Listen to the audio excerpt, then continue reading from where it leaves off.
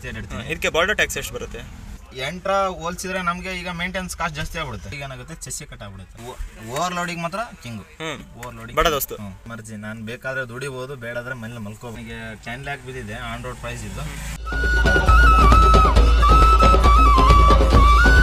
Ashok Layland ನ ಬಡ ದೋಸ್ತ್ ಗಾಡಿ ಡ್ರೈವರ್ ಕಮ್ ಓನರ್ ಆಗಿರುವಂತ ರಾಮ್ ಭಾಯ್ ಅವ್ರ ಹತ್ರ ಅವ್ರ ಗಾಡಿ ಇನ್ಫಾರ್ಮೇಶನ್ ತಿಳಿಸ್ತಿದ್ದೇವೆ. ಬೈ ಇದು ಗಾಡಿಯಲ್ಲಿ ಯಾವುದು? ಗಾಡಿಯಲ್ಲಿ ಇದು i4 ಅಂತ ಹೇಳಿ ಬಡ ದೋಸ್ತು. ಇದು ಟನ್ನೇಜ್ ಕೆಪಾಸಿಟಿ ಬಂದ್ಬಿಟ್ಟು 18 ಕ್ವಿಂಟಲ್ ಬರುತ್ತೆ. 800 kg ಅಂತ ಬರುತ್ತೆ. 3.5 ಟನ್ ಅಂತ ಹಾಕ್ತಿವಿ. ಬಡ ದೋಸ್ತ್ ಗಾಡಿಗೆ ಟೈರ್ ಯಾವ್ದು ಹಾಕ್ತೀರಿ? 7-15 ಟೈರ್ ಹಾಕ್ತಿವಿ. ಪಿಕಪ್ ಟೈರ್ ಇದು ಸೇಮ್ ಬರುತ್ತೆ. ಒಂದೇ ಸೇಮ್ ಡಿಕ್ಸು ಟೈರ್ ಸೇಮ್ ಬರುತ್ತೆ ಅವ್ರದ್ದು. ಆಮೇಲೆ ಇದು ಕಸ್ಟಮಿಟಿಕ್ ಎಲ್ಲ ಬಂದ್ಬಿಟ್ಟು ಇದ್ರದ್ದು ಸೇಮ್ ಪಿಕಪ್ಪಿಗೆ ಏನು ಸೈಜ್ ಕೊಟ್ಟಿದ್ದಾನೆ ಅದೇ ಬರುತ್ತೆ. ಅಂದ್ರೆ ಯಾವ ಪಿಕಪ್ಪಿಗೆ? ಬಲ್ಲರೋ ಪಿಕಪ್ ಬರುತ್ತಲ್ಲ ಅದು ಇದು ಸೇಮ್ ಟೈರ್. ಏನು ಡಿಫ್ರೆನ್ಸ್ ಬರಲ್ಲ? ಡಿಫ್ರೆನ್ಸ್ ಏನು ಬರೋದಲ್ಲ. ಈಗ 1.7 M ಬಿಟ್ಟಿದ್ದಾನಲ್ಲ ಅದು ಇದು ಎಲ್ಲ ಸೇಮ್. 2.0ಗೆ ಮತ್ತೆ ಅದು ಬೇರೆ ಬರುತ್ತೆ ಟೈರ್. ಯಾವ ಬಾಡಿ ಕೆಬಿನ್ ಕಟ್ಸಿರೋದು ಇದಕ್ಕೆ? ಇದು ರಾಣಮ್ಮನವ್ರ ಬಾಡಿ ಕೆಬಿನ್ ಇದು ಕಟ್ಸಿರೋದು ನಾವು. ಎಷ್ಟಾಗುತ್ತೆ ಇದಕ್ಕೆ? ಇದು ಬಂದು 55,000 ಕೊಟ್ಟಿದ್ದೀನಿ ಇದಕ್ಕೆ ಕಟ್ಟಲು. ಅಂದ್ರೆ ಯಾವ ತರ ಓವರ್ಲೋಡ್ ಬಾಡಿನ ನಾರ್ಮಲ್? ಇಲ್ಲ, ಇದು ಓವರ್ಲೋಡ್ ಬಾಡಿಗೆ ಅಂತಾನೆ ಮಾಡ್ಸಿರೋದು. ನಾವು ಟನ್ನೇಜ್ ಜಾಸ್ತಿ ಇರ್ತೀವಿ ಅಂತ ಹೇಳಿ ಓವರ್ಲೋಡ್ ಕೆಪಾಸಿಟಿಗೋಸ್ಕರ ಮಾಡ್ಸಿರೋದು. ನಮ್ಮಲ್ಲಿ ಬಂದ್ಬಿಟ್ಟು ನಾರ್ಮಲ್ ಗಾಡಿಗೂ ಬೇರೆ ಕಟ್ತಾರೆ, ನಾವು ಬೇಕಂತ ಹೆವಿ ಮಾಡಿಸ್ಕೊಂಡಿದ್ದೀವಿ. ಇದು ಪ್ಲೇಟ್ಸ್ ಎಲ್ಲ ನಾವು ಎಕ್ಸ್ಟ್ರಾ ಕೆಲಸ ಮಾಡಿಸಿರೋದು ಇದರಲ್ಲಿ. ಗಾಡೀಲಿ ಬಂದ್ಬಿಟ್ಟು ನಾವು 3 ಪ್ಲೇಟ್ ಎಕ್ಸ್ಟ್ರಾ ಹಾಕ್ಸಿದ್ದೀನಿ ನಾನು ಓವರ್ಲೋಡ್ ಹಾಕೋ ಸಲುವಾಗಿ.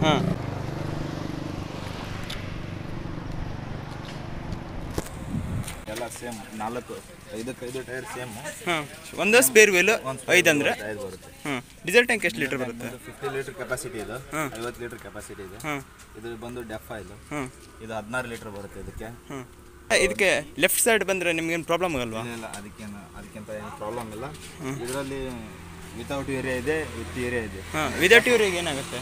ಅದಕ್ಕೆ ಪಿಕಪ್ ಕಮ್ಮಿ ಇದೆ ಸ್ವಲ್ಪ. ಇದೇ ಪಿಕಪ್ ಜಾಸ್ತಿ ಇದೆ ಒಂಚೂರು. ಆಮೇಲೆ ಮೈಲೇಜ್ ಅಡ್ಡಿ ಇಲ್ಲ.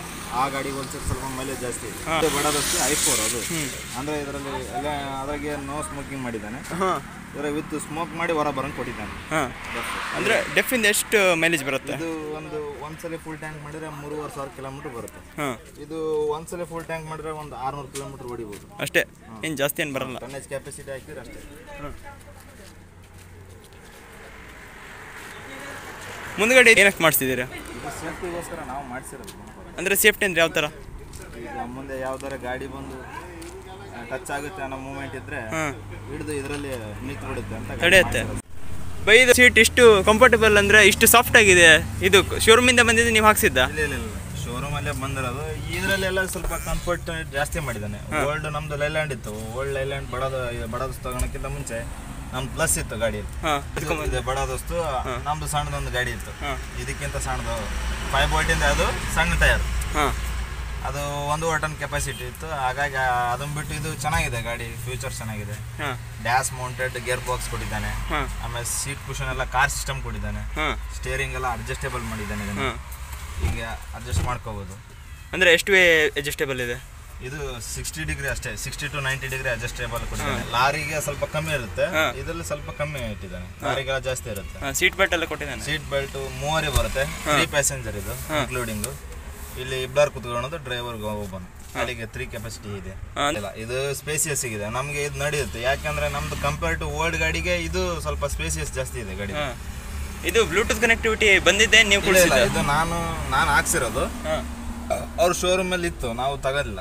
ಶೋರೂಮಲ್ಲಿ ಈಗ ಸ್ಪೀಕರ್ಸ್ ಎಲ್ಲ ಸಣ್ಣ ಕೊಡ್ತಾರೆ ಅಂತೇಳಿ ನಾನು ಅದನ್ನ ಇದು ನನಗೆ ಬೇಕಾಗಿರೋದಕ್ಕೆ ಬೇಕಾದ ಐಟಮ್ ಹಾಕಿದ್ದೀನಿ. ಅಂದರೆ ಈ ಗಾಡಿ ಎಷ್ಟು ವರ್ಷ ಆಯಿತು? ಈಗ ನಾನು 1 year ಕಂಪ್ಲೀಟ್ ಆಗುತ್ತೆ ನಾಳೆ ಆಗಸ್ಟ್ ಬಂದರೆ. 23 ಬಂದರೆ ಅಂದರೆ ನಾಳೆನೇ 1 ವರ್ಷ ಆಗುತ್ತೆ.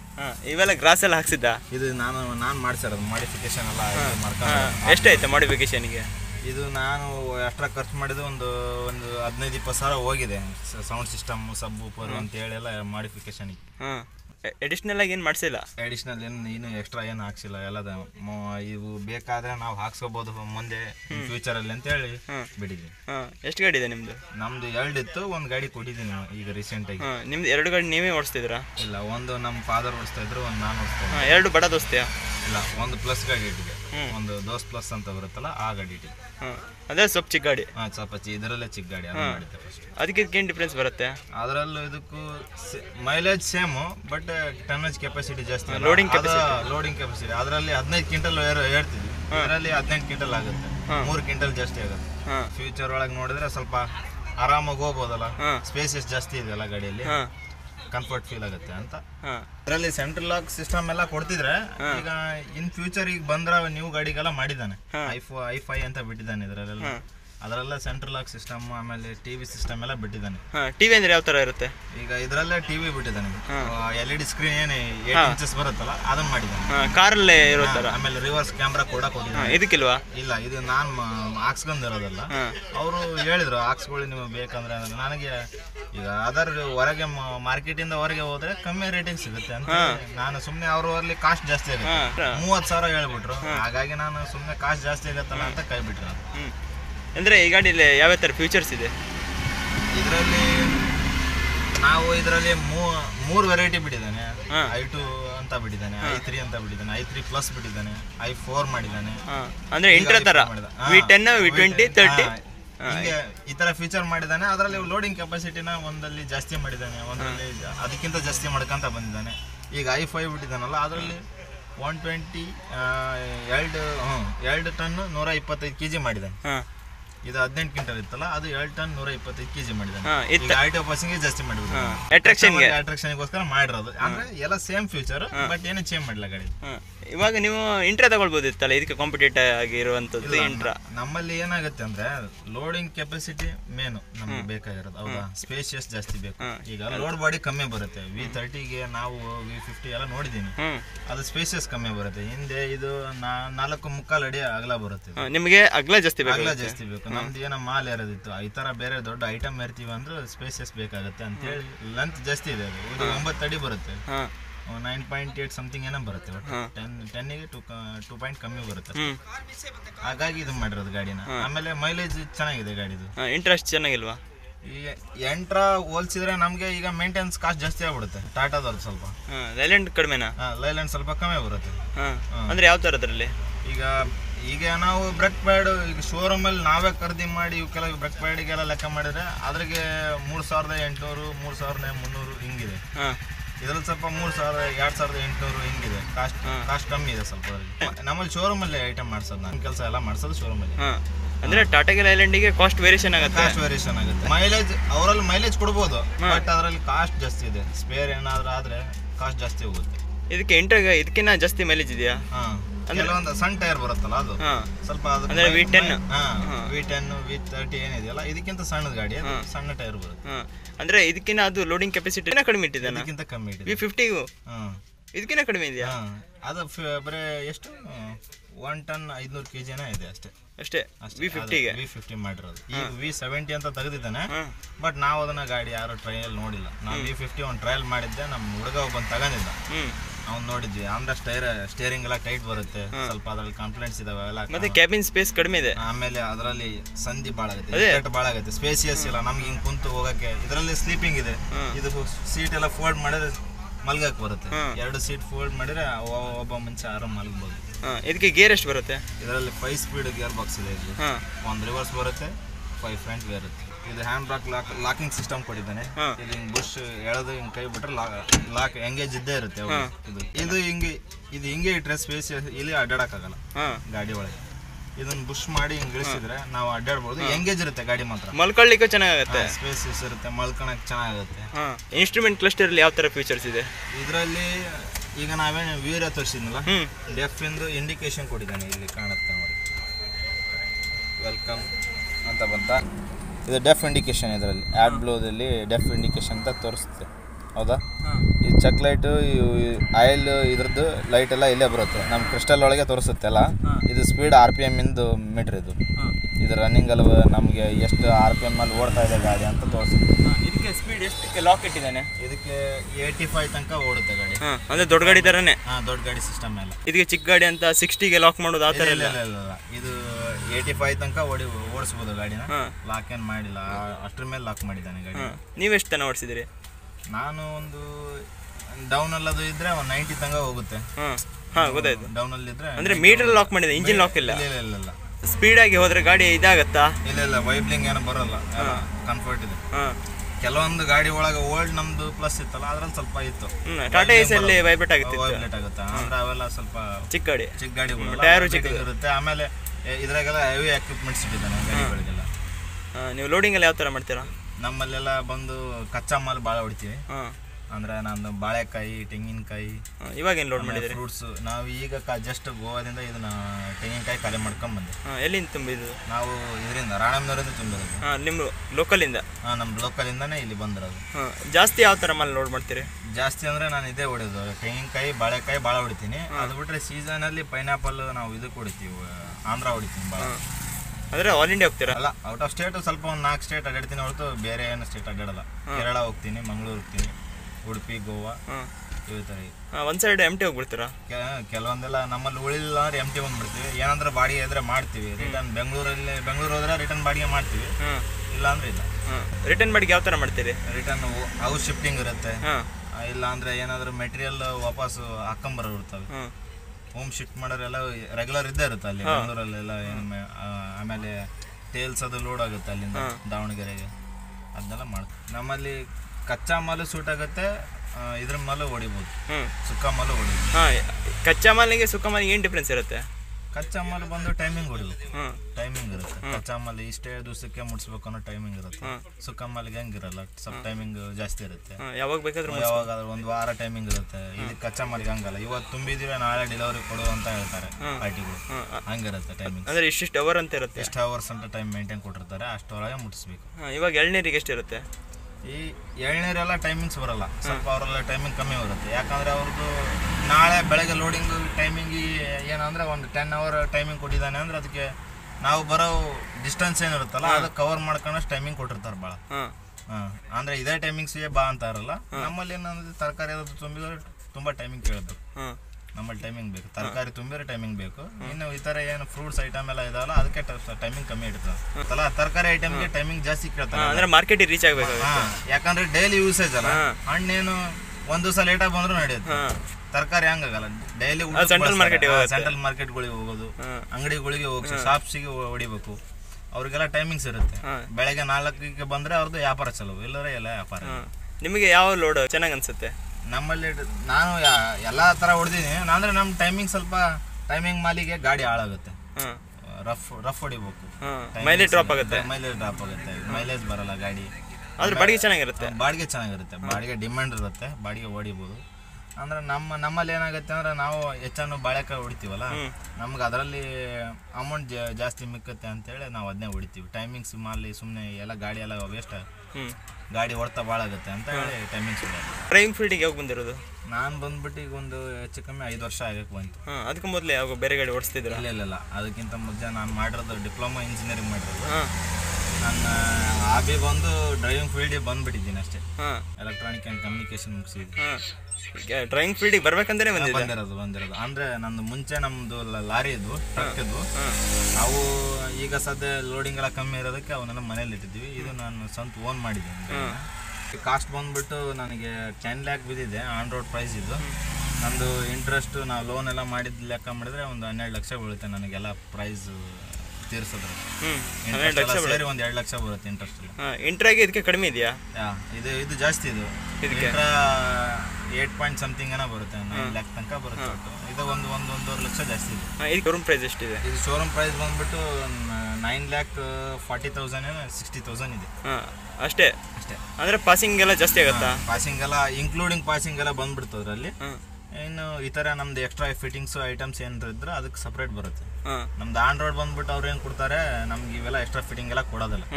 ನಾವು ಮಾತಾಡಿದ್ರೆ ಕೊಡ್ತಾರೆ, ಇಲ್ಲದ್ರಿಲ್ಲ. ನಮ್ಗೆ ಬಂದ್ಬಿಟ್ಟು ಆನ್ ರೋಡ್ ಗಾಡಿ ಕೇಳ್ತೀವ, ಗಾಡಿ ಅಷ್ಟೇ ಹೇಳ್ತಾರೆ. 9.14 lakhs 40 rupees ಆಗುತ್ತೆ ಅಂತ ಇಷ್ಟು ಹೇಳ್ತಾರೆ. ಹೊಸದಾಗಿ ಗಾಡಿ ಮಾಡೋರು ಮಾಡ್ಬೋದು, ಮಾಡೋರು ಬೇಡ ಅನ್ನಲ್ಲ. ಏನೋ ಇದರಲ್ಲಿ ನಿದ್ದಿಗೆಡಬೇಕು, ಮೇನ್ ಇರೋದೆ ಕಷ್ಟಪಡ್ಬೇಕು. ಎಲ್ಲ ಕಷ್ಟಪಡದೆ ನಾವು ಮಾಡೋಕ್ಕಾಗಲ್ಲ.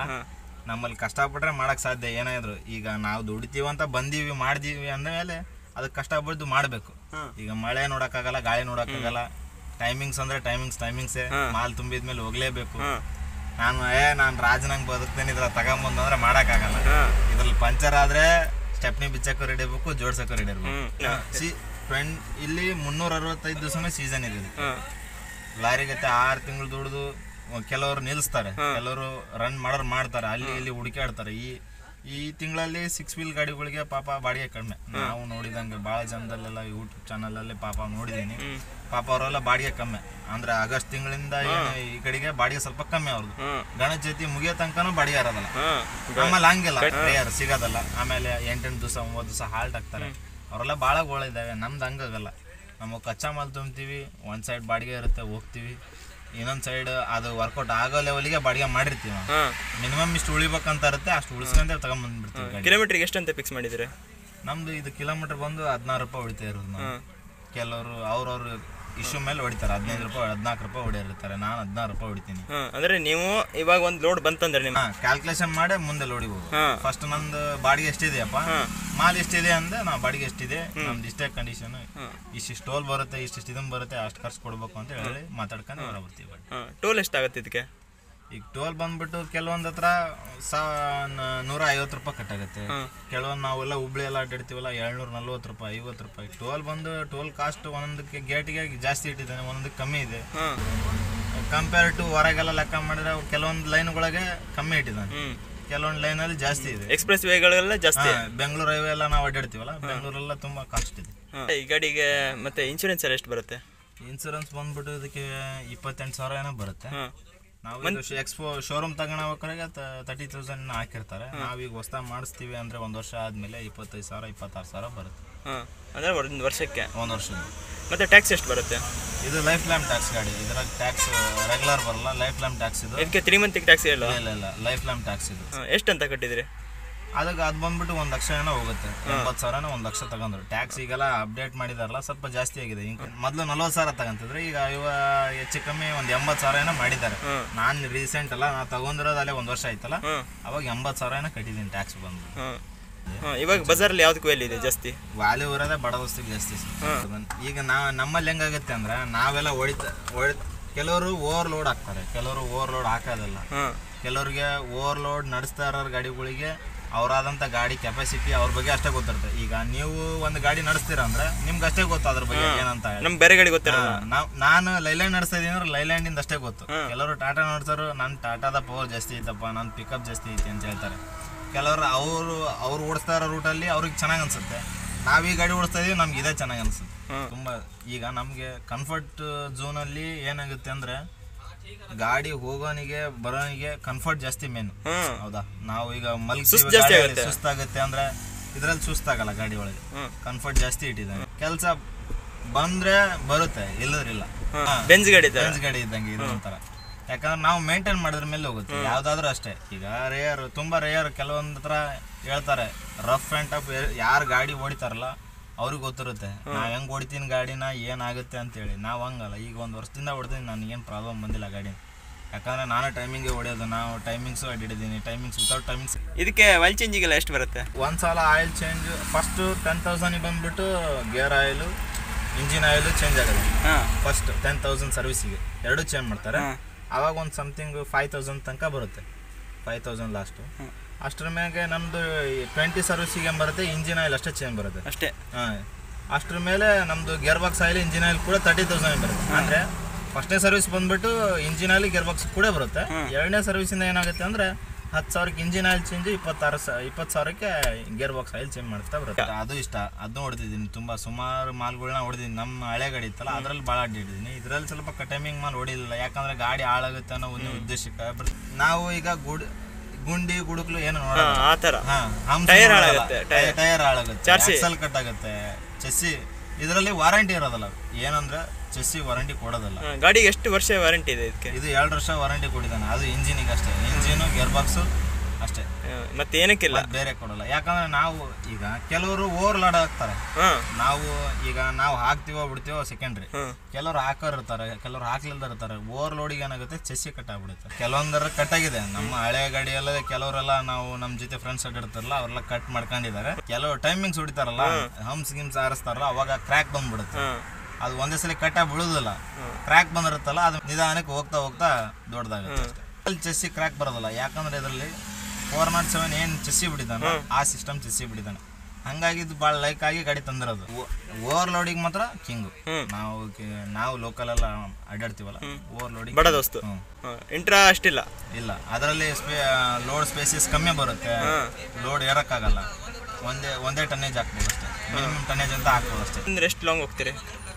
ನಾನು ಮೈಸೂರು ತನಕನೂ ಇಲ್ಲಿ ನಮ್ದು ಇದರಲ್ಲಿ ಲೋಡ್ ಮಾಡ್ತಿದ್ವಿ. ಇಲ್ಲಿ ಮಹಾರಾಷ್ಟ್ರದಿಂದ ಮಿಸಿಕ ಹೊಡಿತಿದ್ವಿ ನಾವು. ಇದಕ್ಕೆ ಮೈಸೂರು ಮೆಣಸಿನ್ಕಾಯಿ, ಹಸೆಕಾಯಿ ಟೈಮಿಂಗ್ಸ್ ಮಾಲು. ಅದು 10 ಅವರ್ ಟೈಮಿಂಗ್ ಕೊಡೋರು ನಮಗೆ. ನಮ್ದು ತಿರ್ಗಾ ಸಾಯಂಕಾಲ ಲೋಡ್ ಆದರೆ ಮತ್ತೆ ತಿರ್ಗಾ ನಾವು ಬೆಳಗ್ಗೆ 7 ಗಂಟೆಗೆ ಡೆಲಿವರಿ, 6 ಗಂಟೆ ಡೆಲಿವರಿ ಕೊಡಬೇಕು.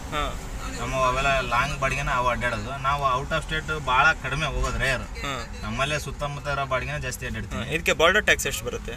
ಕೆಲವೊಂದು ಹತ್ರ ಇಲ್ಲಿ ನಮ್ಮಲ್ಲಿ ಗೋವಾ ಬಾರ್ಡ್ರಿಗೆ ಟ್ಯಾಕ್ಸ್ ತಗೊಳೋದು 800-900 ರೂಪಾಯಿ ಬರುತ್ತೆ. ಅಂದ್ರೆ ಇದು ವಿತ್ ಪರ್ಮಿಟ್ ಒಂದ್ಸಲ ತಗೊಂಡಿರ್ತಾರೆ. ತಿಂಗಳ ಪರ್ಮಿಟ್ನ ರಿನ್ಯೂವಲ್ ಮಾಡಿಸ್ಬೇಕು. 3 ತಿಂಗಳಿಗೆ ಕೊಡ್ತಾರೆ. ನೀವು ಟಿ ಪಿ ತೆಗಿತೀರಾ? ಟಿ ಪಿ ತೆಗಿಸ್ತೀನಿ. ಅದರಲ್ಲಿ 950 ರೂಪಾಯಿನ ಸಮಥಿಂಗ್ ತಗೊಂತಾರೆ ದುಡ್ಡು. ನಾವು ಮತ್ತೆ ರಿನ್ಯೂವಲ್ ಮಾಡಿಸ್ಬೇಕು. ಅದನ್ನು 2 ತಿಂಗಳು ಮುಗಿಯೋ ತನಕ ರಿನ್ಯೂವಲ್ ಮಾಡಿಸ್ಬೇಕು. ಕರ್ನಾಟಕ ಪರ್ಮಿಟಿಗೆ ಎಷ್ಟಾಗುತ್ತೆ? ನಮ್ದು ಇದು ಟ್ಯಾಕ್ಸ್ ಬಂದ್ಬಿಟ್ಟು ರೆಗ್ಯುಲರ್ ಕಟ್ಟಿರ್ತೀವಲ್ಲ, ಫಸ್ಟ್ ಸ್ಟಾರ್ಟಿಂಗ್ ಏನು ಕಟ್ತೀವಲ್ಲ ಅದೇ ಟ್ಯಾಕ್ಸ್. ಮತ್ತೆ ಟ್ಯಾಕ್ಸ್ ಬರೋದಲ್ಲ. 2 ವರ್ಷಕ್ಕೊಮ್ಮೆ FC ಬರುತ್ತೆ. ಇವಾಗ ಬರ್ತಿರೋ BS6 ಗಾಡಿಗೆಲ್ಲ 2 ವರ್ಷಕ್ಕೊಮ್ಮೆ FC. ಯಾಕಂದ್ರೆ ಇದರಲ್ಲಿ ಆ ಥರ ಫ್ಯೂಚರ್ ಇಟ್ಟಿದ್ದಾನೆ ಗಾಡಿ. ಇದಕ್ಕೆ ನಿಮ್ಗೆ EMI ಎಷ್ಟು ಬರುತ್ತೆ? ನಾವು ಮಾಡಿರೋದು ಕಟ್ ಇಂಟ್ರೆಸ್ಟ್ ತಗೊಂಡಿದ್ದೀವಿ. ಇದಕ್ಕೆ ಫ್ಲಾಟ್ ಇಂಟ್ರೆಸ್ಟ್ ತಗೊಂಡ್ರೆ ಜಾಸ್ತಿ ಬರುತ್ತೆ. ಅಂದ್ರೆ ತಿಂಗಳ ಸಮಥಿಂಗ್ ಇಷ್ಟ ಅಂತ ಕಟ್ಬೇಕಂತ ಬರುತ್ತೆ. ನಮ್ಮಲ್ಲಿ ಎಷ್ಟಾದ್ರು ತುಂಬೋದು. ನಾವು ಕಟ್ ಇಂಟ್ರೆಸ್ಟ್ ಅಲ್ಲ ಅಮೌಂಟು. ನಾನು ಎಷ್ಟು ತುಂಬಿದ್ರು ನಡೆಯುತ್ತೆ. ನಾನು ಮಿನಿಮಮ್ ಅಮೌಂಟ್ ಎಷ್ಟು ಕೊಟ್ಟಿದ್ರು 24,000 ಏನೋ ಕೊಟ್ಟಿದ್ರು ಸಮಥಿಂಗ್. ನಾನು ಒಂದು 8.5 ಲಕ್ಷ ಏನೋ ಲೋನ್ ಮಾಡಿದ್ದೆ. ಇದ್ರ ಮೇಲೆ ನಾನು ತಗೊಂಡು ಈಗ ಹೆಚ್ಚು ಕಮ್ಮಿ 11 ತಿಂಗಳು ಆಯ್ತು ಗಾಡಿ ಆಲ್ರೆಡಿ. 11 ತಿಂಗಳಿಗಾಲ ಹೆಚ್ಚು ಕಮ್ಮಿ ಒಂದು 6 ಲಕ್ಷ ಲೋನ್ ತೀರಿಸಿದ್ವಿ. ಅಂದರೆ ನಾವು ಕಟ್ಟೋದ್ರ ಮೇಲೆ ಡಿಪೆಂಡ್. ಈ ತಿಂಗಳ ನಾನು 50,000 ದುಡ್ಡು 50,000 ಕಟ್ತೀನಿ ಅನ್ನೋದು ಇರ್ತಾರೆ. ಕೆಲವರು ನಾನು ಮನಿ ಮೇಂಟೈನ್ ಮಾಡ್ಕೋಬೇಕಪ್ಪ, ಒಂದು 10,000 ತೆಗೆದಿಟ್ಟು ಗಾಡಿದೊಂದು 10,000 ತೆಗೆದಿಟ್ಟು ಇನ್ನು ಉಳ್ದದ್ದು ಕಂತು ಕಟ್ತೀನಿ, ಬೇರೆದು ಮೇಂಟೈನ್ ಮಾಡ್ಬೇಕು ಅನ್ನೋರು ಪಾಪ ಅದನ್ನು ಮಾಡ್ತಾರೆ. ನಮ್ಮಲ್ಲಿ ಏನಾಗುತ್ತೆ, ಕೆಲವರು ಹೆಲ್ಪ್ ಮಾಡೋರು ನೇಚರ್ ಇರುತ್ತೆ. ನಮ್ಮ ಮನೆಗಳಲ್ಲಿ ಅವರು ತಂದೆ ತಾಯಿ ಹೆಲ್ಪ್ ಮಾಡೋರಿದ್ರೆ ಅವ್ರಿಗೆ ಕಷ್ಟಕ್ಕೆ ಏನಾರು ಆಗ್ತಾರೆ ಅಂದರೆ ಪಾಪ ಅವ್ರಿಗೆ ನಡೆಯುತ್ತೆ. ನೀನು ಬೇಡಪ್ಪ, ನಿಮ್ಮ ಗಾಡಿ ಅಮೌಂಟ್ ಕಟ್ಕೊ ಫಸ್ಟ್, ಆಮೇಲೆ ಮನೆ ನೋಡಂತೆ ಅಂತ ಅನ್ನೋರಿರ್ತಾರೆ. ಎಲ್ಲರೂ ಕೆಲವ್ರು ಏನಿರ್ತಾರೆ, ಇಲ್ಲಪ್ಪ ನೀನು ಗಾಡಿದಷ್ಟೇ ನೋಡಿದ್ರೆ ಮನೆದಾರು ಮಾಡ್ತಾರೆ ಅಂತ ಅನ್ನೋರಿರ್ತಾರೆ. ಹಾಗಿರುತ್ತೆ. ಮನೆಯಲ್ಲಿ ಸಪೋರ್ಟಿವ್ ಜಾಸ್ತಿ ಇದ್ರೆ ಮಾಡೋಕೆ ಏನು ತೊಂದರೆ ಇಲ್ಲ. ಕೆಲವರು ಈ ಫೀಲ್ಡಿಗೆ ಬರೋದು ಬೇಡ ಅಂತಾರೆ. ಯಾಕಂದ್ರೆ ಇದರಲ್ಲಿ ರೋದನೆ ಇದೆ, ಭಾಳ ರೋದನೆ ಇದೆ. ನಡ ದಾರಿಯಲ್ಲಿ ಏನಾದರೂ ಊಟ ಇಲ್ಲ, ಒಳ್ಳೆ ಇದ್ದಂಗೆ. ಈಗ ಹೋದವರು ಜೀವಂತವಾಗಿ ಬರ್ತೀವ ಅನ್ನೋದು ಭರವಸೆ ಅಲ್ಲ. ಕೆಲವರು ಬಿಸ್ನೆಸ್ ಅಲ್ಲಿಕ್ಕಿಂತ ಜಾಸ್ತಿ ದುಡಿತೀವಿ ನಾವು, ಒಪ್ಕೊಂತೀನಿ. ಯಾಕಂದ್ರೆ ನಾನು ನಮ್ಮ ಸಿಸ್ಟರ್ಸ್ ಎಲ್ಲ ಕೆಲವರು ಇಂಜಿನಿಯರಿಂಗ್ ಓದಿ ಒಬ್ಳು ಇನ್ಫೋಸಿಸ್ ಒಳಗೆಲ್ಲ ಕೆಲಸ ಮಾಡ್ತಾ ಇದಾರೆ. ಅವ್ರೆಲ್ಲ 35,000ಗೆ ಎಲ್ಲ ಕೆಲಸ ಮಾಡ್ತಾ ಇದಾರೆ. ಬೇರೆ ಕೈ ಕೆಳಗೆ ಕೆಲಸ ಮಾಡೋದು ಬೇಡ ಅಂತ ಹೇಳಿ ನಾನು ಡಿಸೈಡ್ ಮಾಡಿ ಬಿಸ್ನೆಸ್ ಮಾಡ್ತಾ ಇರೋದು. ಹಾಳಾಗಿ ದುಡ್ದು ಅರಸನಾಗೆ ಮರಿಬೇಕು, ಹೌದಾ? ಹಾಗಾಗಿ ನಾವು ಇದು ಮಾಡ್ತಿರೋದು. ಇವಾಗಿನ ಬಜಾರಲ್ಲಿ ಈ ಕಾಂಪಿಟೇಷನ್ ಇದ್ರು ನಿಮ್ಗೆ EMI ಕಟ್ಕೋಗ್ಲಿಕ್ಕೆ ಏನು ತೊಂದರೆ ಇಲ್ವಾ? ಒಟ್ಟೆ ತೊಂದರೆ ಇಲ್ಲ. ಯಾಕಂದ್ರೆ ನಮ್ಮಲ್ಲಿ ದುಡಿಮೆ ಬೇರೆ. ಕೆಲವರು ನಮ್ಮಲ್ಲಿ ಹೆಂಗಾಗುತ್ತೆ ಅಂದ್ರೆ, ಸಪೋಸ್ ನಮ್ಮ ಊರುಗಳಲ್ಲಿ ಏನ್ ಬೆಳಿತಾರ ತರಕಾರಿ ಅದ್ರ ಮೇಲೆ ಲೋಡಿಂಗ್. ನಿಮ್ಗೆ ಊರವ್ರು ಲೋಕಲ್ ಅವ್ರು ಲೋಡ್ ಕೊಡ್ತಾರೆ. ಕೆಲವರು ನಮ್ಮ ದೋಸ್ತನಪ್ಪ ನೀವು ಲೋಡ್ ಕೊಡ್ಬೇಕು ಅನ್ನೋರು ಇರ್ತಾರೆ. ಆಗಿರುತ್ತೆ. ಅವರು ಏನ ಬಿಸ್ನೆಸ್ ಮಾಡ್ತಾ ಇದಾರೆ ಅಂದ್ರೆ ನಾವು ಟ್ರಾನ್ಸ್ಪೋರ್ಟ್ ಮಾಡ್ತೀವಿ ಅಷ್ಟೇ. ಅವರು ಇಷ್ಟು ಬರೋ ಬಾಡಿಗೆ ಬರುತ್ತೆ ತಮ್ಮ, ಹಿಂಗೆ ತಗೊಳ್ಳೋ ಅಂತ ಹೇಳ್ತಾರೆ. ಇಲ್ಲ ನಮ್ಗೆ ಗೀಟ್ಲಿಲ್ಲ ಅವ್ರು ಬಿಟ್ಬಿಡ್ತೀವಿ. ಬೇರೆ ಏನಾದರೂ ತರಕಾರಿ ಬಿಟ್ರೆ ಬೇರೆ ಫ್ರೂಟ್ಸ್ ಇರುತ್ತೆ ಐಟಮ್. ಈಗ ಬಜಾರಲ್ಲಿ ಈಗ ಹೆಂಗಿದೆ ಅಂದ್ರೆ ಓಡೋ ಕುದುರೆಗೆ ಕಾಂಪಿಟೇಷನ್ ಜಾಸ್ತಿ ಕೊಡೋರಿದ್ದಾರೆ. ಓಡ್ತಾ ಇದೆ ಅಂದ್ರೆ ಕುದುರೆ ಕಾಂಪಿಟೇಷನ್ ಕೊಡೋರು ಜಾಸ್ತಿ ಇದ್ದಾರೆ. ಈಗ ನಾವು ದುಡಿತಾ ಇದೀವಿ ಅಂದ್ರೆ ನಿಮ್ಮನ್ನ ನೋಡಿ ಬೇರೆ ತರ ಇರ್ತಾರೆ, ಮಾಡಿರ್ತಾರೆ, ಹೊಟ್ಟೆ ಹುರ್ಕೊಂಡಿರ್ತಾರೆ. ಅವೆಲ್ಲ ಕಾಮನ್. ನಾವು ಯಾರ ಬಗ್ಗೆ ತಲೆ ಕೆಡಿಸ್ಕೊಬಿಡ್ದು. ಯಾಕಂದ್ರೆ ನಮ್ ಫೋಕಸ್ ಏನು, ದುಡಿಬೇಕು, ಮಾಡ್ಬೇಕು, ಛಲದಿಂದ ಗೆಲ್ಬೇಕು, ವರ್ಷಕ್ಕೆ ಗಾಡಿ ಇಳಿಸ್ಬೇಕು. ಆತರ ಅದೇ ನಿಮ್ ಪ್ಲಾನ್? ಅದೇ ಪ್ಲಾನಿಂಗ್. ಯಾಕಂದ್ರೆ ಇವತ್ತಿನ ದುನಿಯಾದಲ್ಲಿ ಏನು ದುಡ್ಡಿಗೆ ಮಹತ್ವ ಜಾಸ್ತಿ ಕೊಡ್ತಾರೆ, ಮನುಷ್ಯತ್ಗೆ ಮಹತ್ವ ಕೊಡೋದಿಲ್ಲ. ನಾವೆಲ್ಲ ತುಂಬಾ ಜನ ನೋಡ್ಬಿಟ್ಟಿದೀನಿ ನಮ್ಮ ಫ್ಯಾಮಿಲಿ ಒಳಗೆ. ತುಂಬಾ ಜನ ದುಡ್ಡಿದ್ರೆ, ಈಗ ನನ್ನ ಹತ್ರ ದುಡ್ಡಿದೆ ಬರ್ತಾರೆ, ನಾಳೆ ದುಡ್ಡಿಲ್ಲ ಅಂದ್ರೆ ಯಾರು ಇರೋದು ಸಿಚುವೇಶನ್. ಹಂಗಾಗಿ ನಾನು ಇದೇನು ದುಡಿತಾ ಇದ್ದೇನೆ, ಕಂಫರ್ಟ್ ಇದೆ ಜೀವನದಲ್ಲಿ. ನನಗೆ ಚೆನ್ನಾಗಿದೆ ಬಿಸ್ನೆಸ್ ಬಗ್ಗೆ ಮಾತಾಡಂಗಿಲ್ಲ. ಯಾಕಂದ್ರೆ ನಂಬರ್ ಆಫ್ ಒನ್ ಏನಂದ್ರೆ ಬಿಸ್ನೆಸ್ ನಾವು ಮಾಡಿದಂಗೆ ಇರುತ್ತೆ. ನಾವು ಹಾಳಾಗಿ ದುಡಿದ್ರೆ ಅಷ್ಟೇ ಇಲ್ಲಿ ಅರಸನಾಗಿ ಮರೆಯಕ್ಕೆ ಸಾಧ್ಯ. ಯಾರ ಕೈಯಿಂದ ಹಾಳು ಮಾಡ್ಲಿಕ್ಕೆ ಸಾಧ್ಯ ಆಗಲ್ಲ, ಹೌದಾ? ಈಗ ಇನ್ನೊಬ್ಬನ್ ಹೇಳ್ತಾನೆ ಹಂಗಲ್ಲೋ ಅದ್ರಾಗೆಲ್ಲ ಡ್ರೈವರ್ಕೆ ಮಾಡ್ತೀವಿ ಕಿನ್ನರಿಕೆ ಮಾಡ್ತೀವಿ. ಯಾಕಂದ್ರೆ ನಮ್ಮ ಇದ್ರಲ್ಲಿ ಸಂತೋಷ ಇದೆ, ಬೇರೆದ್ರಲ್ಲಿ ಸಂತೋಷ ಸಿಗಲ್ಲ. ಈಗ ಇನ್ಫೋಸಿಸ್ ಕಂಪ್ನಿ ಹೋಗಿ ನನ್ನ ಜಾಬ್ ಮಾಡೋದ್ರೆ ಮಾಡಕ್ಕಾಗತ್ತ? ಅದು ಖುಷಿ ಇಲ್ಲ, ಅವ್ನು ಕೊಟ್ರು ಮಾಡೋದಲ್ಲ. ನಾನು ಇದ್ರಲ್ಲಿ ಹಂಗಾಗೋದಲ್ಲ. ನನ್ನ ಇಷ್ಟ, ನನ್ನ ಮರ್ಜಿ. ನಾನು ಬೇಕಾದ್ರೆ ದುಡಿಬೋದು, ಬೇಡಾದ್ರೆ ಮನೇಲಿ ಮಲ್ಕೋಬೋದು. ಹೌದಾ? ನಂದು ಈ ತಿಂಗಳು 50,000 ನಾನು ದುಡ್ದಿದ್ದೀನಿ ಅಂದ್ರೆ 50,000 ಕಟ್ಬಿಟ್ಟು ಇನ್ನೂ ಒಂದು ತಿಂಗಳು ಆರಾಮ್ ಮನೇಲಿ ಇರ್ಬೋದು ನಮ್ಮ ಬಿಸ್ನೆಸ್ ಅಲ್ಲಿ. ಆ ಥರ ನಾನು ಸುಮಾರು ಸಲ ದುಡ್ದಿದ್ದೀನಿ, ಮಾಡಿದೀವಿ. ಮಟ್ಟಿರೋದಕ್ಕೆ ಹೇಳ್ತಾ ಇರೋದು, ಸುಮ್ಮನೆ ಯಾರು ಹೇಳೋದು. ಹೌದಾ? ಎಕ್ಸ್ಪೀರಿಯನ್ಸ್ ಇಲ್ಲದೆ ಹೇಳೋದಲ್ಲ. ಯಾಕಂದ್ರೆ ನಾನು ಪ್ರತಿಯೊಂದು ಲೆಕ್ಕ ಬರಿತೀನಿ. ನಮ್ಮಲ್ಲಿ ಗಾಡಿಲಿ ಪೂರ್ತಿ ನಾನು ಇವತ್ತಿಂದ ಏನು ಬಾಡಿಗೆ ಹೊಡೆದಿದ್ದೀನಿ ಗಾಡಿ ತಂದಾಗಿಂದ ಅಷ್ಟು ಲೆಕ್ಕ ಬರ್ತಿದ್ದೀನಿ. ಇದು ಪೂರ್ತಿ ಬಂದ್ಬಿಟ್ಟು ಎಲ್ಲ ಬಾಡಿಗೆ ಹೊಡೆದಿರೋದು ಇದೆಲ್ಲ ನಮ್ದು ಮೆಮೊರೀಸ್ಗೆ. ನಾನು ಇಷ್ಟು ದುಡ್ದಿದ್ದೀನಿ ಅಂತ ನನಗೆ ಗೊತ್ತಾಗಬೇಕು. ಇಷ್ಟು ಟೈರ್ ಹಾಕಿದ್ದೀನಿ, ಇಷ್ಟು ಇದನ್ನ ಮಾಡಿದ್ದೀನಿ, ಇಷ್ಟು ಆಯಿಲ್ ಚೇಂಜ್ ಮಾಡಿಸಿದ್ದೀನಿ ಗಾಡಿನ. ಪ್ರತಿಯೊಂದು ಲೆಕ್ಕ ಇರ್ಬೇಕಾ? ನನ್ ಸೇವಿಂಗ್ಸ್ ಆಗಿದೆಯಾ ಅಲ್ವೋ ಅಂತ ಗೊತ್ತಾಗತ್ತೆ ಆ ಮೂಮೆಂಟಿಗೆ. ಇಲ್ಲ ಅಂದ್ರೆ ಏನು ಗೊತ್ತಾಗತ್ತೆ? ಈಗ ನಾವು ಏನು ಲೆಕ್ಕ ಬರ್ದೆ ಏನು ಗೊತ್ತಾಗೋದಲ್ಲ. ಇವತ್ತು ಸುಮ್ಮನೆ ದುಡಿತಾ ಇರ್ತಾರೆ ಕೆಲವರು. ನಾನು ನೋಡಿದ್ದೀನಿ, ಟೈರಿಗೆ ದುಡಿಯೋದು, ಇಂಜಿನಿಗೆ ದುಡಿಯೋದು ಬದುಕಾಗ್ಬಾರ್ದು. ಜೀವನ ಎಲ್ಲದೂ ನೋಡ್ಬೇಕು, ಎಲ್ಲದೂ ಉಳಿಸ್ಬೇಕು. ಬೇರೆಯವ್ರಿಗೋಸ್ಕರ ನಮ್ಗೋಸ್ಕರ ದುಡಿದು ನಾವು ಮಾಡ್ಕೋಬೇಕು. ನಾಳೆ ನಮ್ ಇನ್ ಕೇಸ್ ಫ್ಯೂಚರ್ ಅಲ್ಲಿ ಮಕ್ಳು ಬರ್ತಾರೆ ಅಂದ್ರೆ ಏನಪ್ಪ ನೀ ಏನ್ ಮಾಡಿಟ್ಟಿದೆ ಅಂತ ಕೇಳಿರ್ತಾರೆ. ನೋಡಪ್ಪ ನಾನು ಇಷ್ಟು ದುಡ್ದಿದ್ದೇನೆ, ಇಂಥದ್ದು ಮಾಡಿದೀನಿ ಅಂತ ತೋರಿಸ್ಬೋದು.